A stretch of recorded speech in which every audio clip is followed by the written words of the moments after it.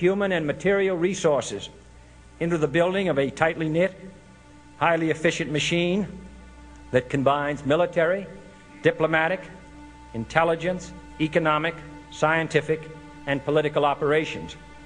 Its preparations are concealed, not published. Its mistakes are buried, not headlined. Its dissenters are silenced, not praised. No expenditure is questioned, no secret is revealed. That is why the Athenian lawmaker Solon decreed it a crime for any citizen to shrink from controversy.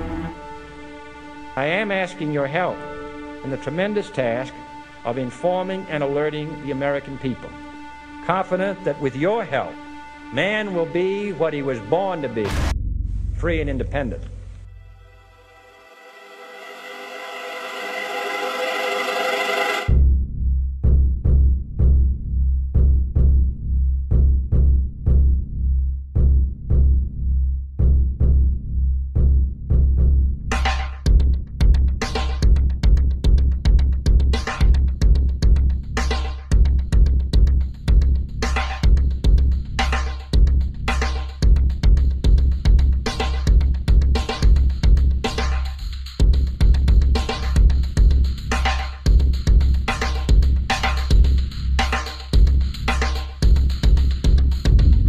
In 1775, the American Revolutionary War began as the American colonies sought to detach from England and its oppressive monarchy.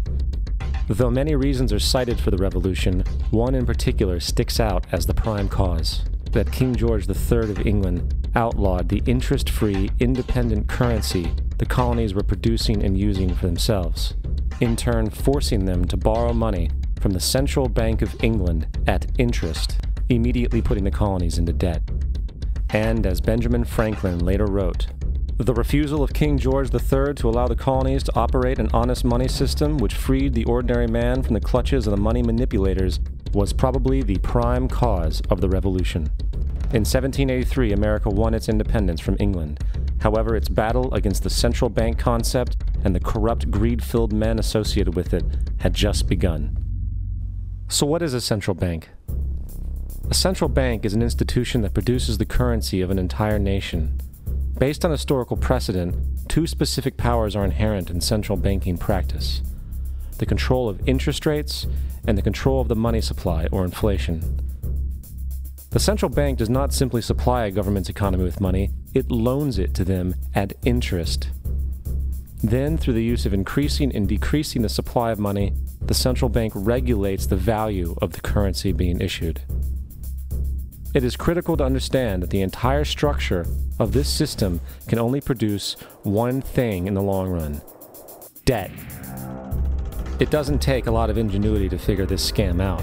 For every single dollar produced by the central bank is loaned at interest. That means every single dollar produced is actually the dollar plus a certain percent of debt based on that dollar. And since the central bank has the monopoly over the production of the currency for the entire country, and they loan each dollar out with immediate debt attached to it, where does the money to pay for the debt come from?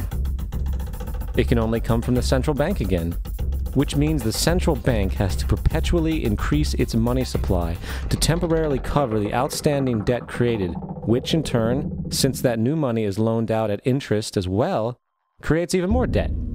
The end result of this system without fail is slavery, for it is impossible for the government and thus the public to ever come out of the self-generating debt.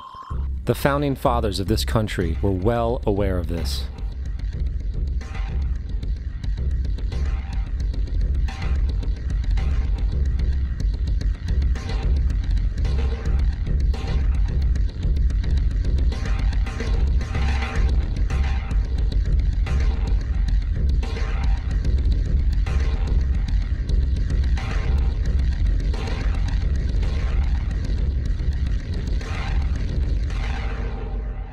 By the early 20th century, the U.S. had already implemented and removed a few central banking systems, which were swindled into place by ruthless banking interests. At this time, the dominant families in the banking and business world were the Rockefellers, the Morgans, the Warburgs, the Rothschilds. and in the early 1900s, they sought to push, once again, legislation to create another central bank. However, they knew the government and public were very weary of such an institution, so they needed to create an incident to affect public opinion. So, J.P. Morgan, publicly considered a financial luminary at the time, exploited his mass influence by publishing rumors that a prominent bank in New York was insolvent or bankrupt. Morgan knew this would cause mass hysteria, which would affect other banks as well. And it did. The public, in fear of losing their deposits, immediately began mass withdrawals. Consequently, the banks were forced to call in their loans, causing the recipients to sell their property, and thus a spiral of bankruptcies, repossessions, and turmoil emerged. Putting the pieces together a few years later, Frederick Allen of Life magazine wrote, "The Morgan interests took advantage to precipitate the panic, guiding it shrewdly as it progressed." Unaware of the fraud, the Panic of 1907 led to a congressional investigation headed by Senator Nelson Aldrich, who had intimate ties to the banking cartels and later became part of the Rockefeller family through marriage. The commission, led by Aldrich, recommended a central bank should be implemented so a panic like 1907 could never happen again. This was the spark the international bankers needed to initiate their plan. In 1910, a secret meeting was held at a J.P. Morgan estate on Jekyll Island off the coast of Georgia. It was there that the central banking bill called the Federal Reserve Act was written. This legislation was written by bankers, not lawmakers. This meeting was so secretive, so concealed from government and public knowledge that the 10 or so figures who attended disguised their names when en route to the island. After this bill was constructed, it was then handed over to their political frontman, Senator Nelson Aldrich, to push through Congress.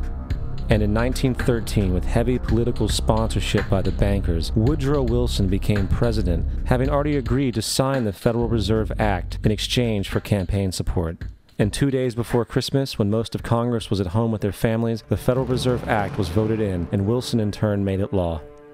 Years later, Woodrow Wilson wrote, in regret,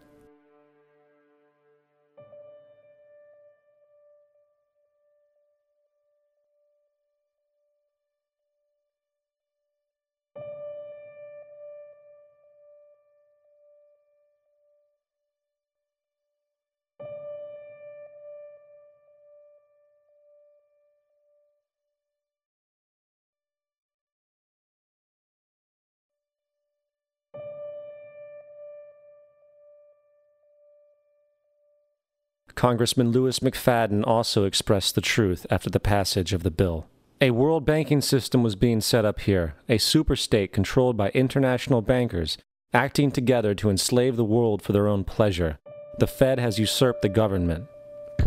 Now, the public was told that the Federal Reserve System was an economic stabilizer, and inflation and economic crises were a thing of the past. Well, as history has shown, nothing is further from the truth. The fact is, the international bankers now had a streamlined machine to expand their personal ambitions. It's alive! It's alive! It's alive! For example, from 1914 to 1919, the Fed increased the money supply by nearly 100%, resulting in extensive loans to small banks and the public.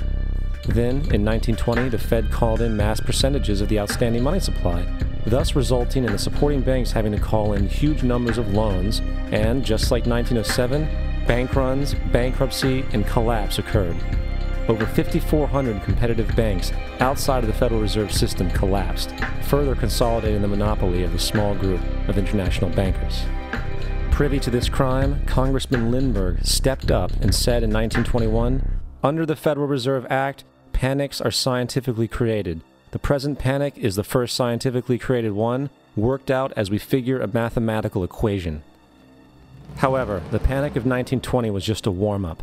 From 1921 to 1929, the Fed again increased the money supply, resulting once again in extensive loans to the public and banks. There was also a fairly new type of loan called a margin loan in the stock market. Very simply, the margin loan allowed an investor to put down only 10% of a stock's price, with the other 90% being loaned through the broker. In other words, a person could own $1,000 worth of stock with only $100 down. This method was very popular in the roaring 1920s, as everyone seemed to be making money in the market. However, there was a catch to this loan. It could be called in at any time and had to be paid within 24 hours. This is termed a margin call, and the typical result of a margin call is the selling of the stock purchased with the loan. So, a few months before October in 1929, J.D. Rockefeller, Bernard Baruch, and other insiders quietly exited